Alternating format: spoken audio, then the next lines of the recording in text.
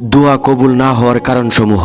তাড়াহুড়ো করা, ধৈর্য না রেখে মনে করা যে দোয়া কবুল হচ্ছে না। হারাম খাবার, হারাম পোশাক বা হারাম উপার্জন করা। আপনি যতদিন পর্যন্ত হারাম উপার্জন করবেন ততদিন পর্যন্ত আপনার কোনো দোয়া কবুল হবে না। মুশরিক বা কাফেরদের দোয়া সাধারণত কবুল হয় না। আপনার মধ্যে মুশরিক বা কাফেরদের কোনো কাজ যদি লেগে থাকে আপনার দোয়া কখনো কবুল হবে না।